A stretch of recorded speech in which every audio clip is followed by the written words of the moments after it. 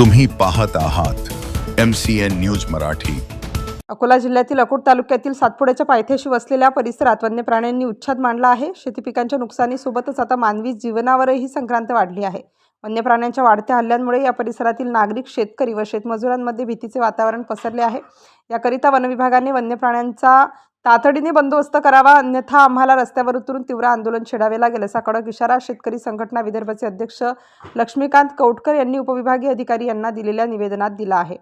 तसेच शहापूर येथील वन्य प्राण्यांच्या हमल्यांमध्ये जखमी झालेले शेतमजूर हुसेन सुरतने यांच्या घरी जाऊन त्यांची व त्यांच्या कुटुंबियांची नुकतीच भेट घेऊन त्यांच्या परिवाराची विचारपूस करून समस्या जाणून घेतल्या। वन्य विभाग व वन कर्मचारी यांच्याविषयी तीव्र नाराजी व्यक्त केली। वन्य प्राण्यांच्या नियंत्रणाची जबाबदारी ही सर्वस्वी वन विभागाची आहे, मात्र वन विभाग याकडे पूर्णपणे दुर्लक्ष करत आहे। त्यामुळे शेतकऱ्यांच्या मालमत्तेचे आणि पाळीव प्राण्यांचे मोठे नुकसान होत आहे। वन विभागाने आम्ही दिलेल्या निवेदनात आमच्या मागण्यांसंदर्भात गांभीर्याने दखल घ्यावी, अन्यथा 20 जानेवारीपर्यंत शासनाने आमच्या मागण्यांसंदर्भात दखल न घेतल्यास आम्ही नरनाळा महोत्सवादरम्यान तीव्र आंदोलन करू, असा अल्टिमेटम दिला आहे। MCN न्यूज मराठीसाठी देवानंद खिरकर, अकोट तालुका प्रतिनिधी। बऱ्याच वर्षापासून वन्य प्राणी हे शेतीचं नुकसान करत आहे आणि इतके वर्ष आम्ही ते सहन सुद्धा केलेलं आहे। परंतु आता अशी परिस्थिती निर्माण झाली आहे की जे शिकारी प्रवृत्तीचे प्राणी आहेत हे आमच्या प्रॉपर्ट्यावर, आमच्या शेतीत आणि आमच्या दारापर्यंत येऊन पोहोचलेले आहेत। अशा परिस्थितीमध्ये याकडे प्रशासन कोणत्याही प्रकारची गंभीर दखल घेत नाही आहे आणि हे जे काही वन्यजीव प्राणी आहेत यांची आवश्यकता आम्हाला नाही।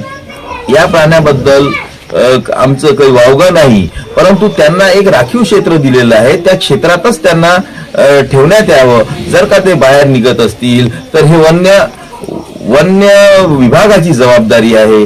विनाकारण स्वतःचं कर्तव्य पूर्ण न पाडता आम्हाला त्रास होणार आणि जर का कोणावर हमला झाला तर ते म्हणतात मुआवजा द्या, परंतु मानवी शरीरावर जर कोणता हमला झाला तर बऱ्याच गोष्टी भरून निघत नाहीत। एखादा व्यक्ती आपल्या परिवाराची गरज असतो, त्याला जर का हानी झाली तर पूर्ण परिवार उघड्यावर येईल आणि वन्य विभागाची एवढी क्षमता नाही आहे की प्रत्येक परिवाराचं हे पालन करत बसतील।